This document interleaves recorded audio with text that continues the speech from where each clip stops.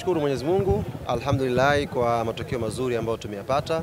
Tupo nyakati za kumalizia msimu, kwa hiyo kitu muhimu hapa ni pointi 3 ambazo tumezipata siku ya leo.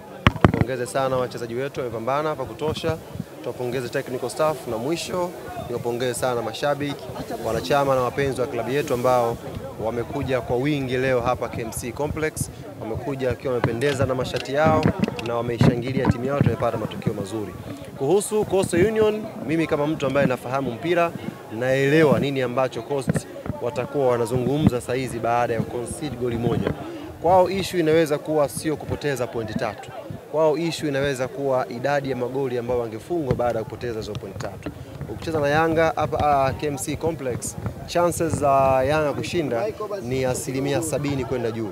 Kwa hiyo ukija hapa kwa timu kama Coast ambayo pia inapambana kuangalia namna gani itakuwa na pointi nzuri za kusalia ligi kuu msimu ujao, lazima pia factor ya magoli kwa maana ya goal difference waizingatie. Kwa hiyo nilikuwa najua wanakuja hapa kwa ajili ya kupunguza idadi ya magoli, na kama wangejaliwa wangepata sare.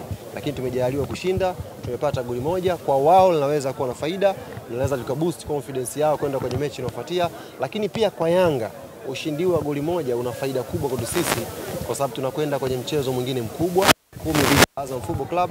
Pengine tungeshinda goli 6, goli 7 leo, concentration ya player ingekuwa ina shake kidogo kwenda kwenye mchezo huo. Kwa hiyo kushinda goli moja pia kunapeleka ujumbe kwa wachezaji wetu kwamba hapa mwisho ligi ni ngumu, wanatakiwa wajikaze, wapambane, tuweze kupata matokeo mazuri kwenye mechi zilizobakia inshallah. Kuwakosa baadhi ya nyota Stefano Azizi, Ibrahim Baka ambao mara kadhaa wamekuwa wakipata nafasi kwenye kikosi cha kwanza, ilikuwa inaleta pressure kwenye mchezo huu dhidi ya Coastal? Hapana, haijatupa pressure yoyote kumkosa Azizi, Baka na wengine, wala haijaathiri chochote kwenye mpango yetu.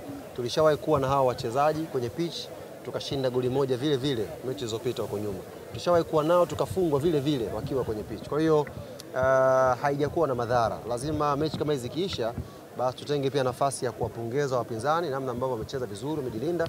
Tumecreate nafasi, goalkeeper wao amekuwa na mechi nzuri, kaweza kupunguza idadi ya magoli. Kwa hiyo sisi tunajivunia pointi 3 na ndio msingi uliotuleta hapa KMC Complex siku ya leo. Tuliona Khalid Aucho akishindwa kuendelea na mchezo, kutolewa nje the same to Kibabali. Pengine hali zao zikoje, hususan kwa Aucho alionekana kama kuhuzunishwa na kile ambacho kilipata kipindi cha kwanza? Yes, nimezungumza na daktari wa timu na ameniambia ni mapema sana sasa hivi kutoa ripoti ya majeraha wachezaji hao wawili. Kwa ameniambia tumpe muda, pengine kesho patakuwa na check up, alafu atugee majibu kama ni injury kubwa au ni injury ya kawaida ambayo anaweza kuwepo kwenye mchezo unaofuatia. Hiyo ni kwa Aucho, lakini pia na mchezo wa dabi. Yes, sisi hatutegemei mchezaji mmoja. Unaweza ukamkosa Aucho, akacheza Duke Abuya, akacheza Shuaboy, akacheza Mudathir kwenye namba 6, ndio baada matokeo mazuri. Kwa hiyo ni kumwombea kheri kwanza asiwe ameumia sana, lakini kama ameumia sana basi Yanga sio kwamba itakuwa ndio imekufa. Yanga itaendelea kutokea hapo na tutakumana kupata matokeo mazuri kwenye mechi inayofuatia. Tunarejea Chamazi tarehe 10 dhidi ya Azam. Ni hamna maswali wengine? Tuambie pengine mipango mikakati dhidi ya Azam. Yes, huo ni mchezo mwingine mkubwa, mchezo mwingine mgumu kwetu sisi. Azam FC watakuja na nguvu zote baada ya kupoteza mchezo uliopita.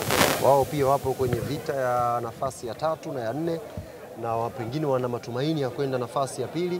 Kwa mechi itakuwa ngumu sana, lakini sisi kama Yanga tumeshajiandaa na mambo haya muda mrefu. Tunajua mechi Azam itakuwaje na tunajua pia tulipoteza mechi ya kwanza dhidi yao. Kwa lazima mechi hii tujipange kikubwa, na nichukue fursa hii kuwaomba mashabiki, wanachama na wapenzi wa klabu yetu Tanzania nzima kwenye matawi, tuanze maandalizi. Kama ambavyo tungeweza kujiandaa na mechi kubwa yoyote ya Yanga, aidha ni ya kimataifa au ya nyumbani, basi maandalizi hayo tuyafanye pia kwa Azam FC, kwa sababu ni mchezo ambao unaweza kuamua hatima ya furaha yetu msimu huu. Umenichukua muda gani kuandaa idea Mashati Day? Maana umetoka Tabora mara kwenye birthday, shati. Hamna, mimi bwana, ambacho Mwenyezi Mungu amenijalia ni hizo akili za kufikiria haraka. Huu mchezo ulivyoonekana unaonekana kama karatasi kama ni mchezo ambao Yanga anaweza kwenda kushinda tu kirahisi. Sasa inahitaji sauti nyingine kuwaaminisha mashabiki waje kwa wingi uwanjani. Ukiangalia namba za mechi zetu, leo tumepata washabiki wengi zaidi compare na mechi 2 zilizopita hapa nyuma. Maana yake bitubuni kitu kingine ambacho kitawahamasisha mashabiki sasa wasifikirie tu ushindani wa mechi, wafikirie mtoko. Yaani waje kama leo tumepiga paso, wamependeza, wamekuja kuenjoy. alafu sisi tupate watu wengi na lengo la wao kuja kwa wingi hapa kwa maana ya mapato, lakini pia kuishangilia timu iweze kutimia. Kwa hiyo alikuwa wazo la kufikiria sana. Bahati mbaya ni kwamba wazo hili limefikiwa muda mfupi, limekuwa kubwa na limeweza kuzima pia kiki nyingine zote zilizokuwa zinaendelea mjini. Mashati Day limezima kiki zote zilizokuwa zinaendelea mjini. Nafikiri nyinyi ni waandishi, ni mashahidi. Paka sasa hivi nafikiri kuna mchezo unachezwa siku ni mangapi? Jumatano, yes. Paka leo tiketi za VIP hazijaisha. Sio kawaida. Sio kawaida. Kwa hiyo niwaambie, na hii ni mara ya mwisho nawapa ombi. Kisima cha ubunifu nipo hapa. Siku moja tu. Unajua Watanzania haya mambo ya kupita mtaani ukimbia wanayazoea.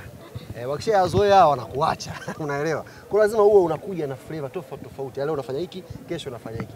Na masaa 24 ni kutoka leo mpaka kesho. Watume mwaliko niwasaidie. Niwasaidie tu kuhamasisha watu wao. Unajua kuna flavor wanazikosa. Mimi ninatumia DM nyingi huko. Haki ya Mungu na DM nyingi sana huko.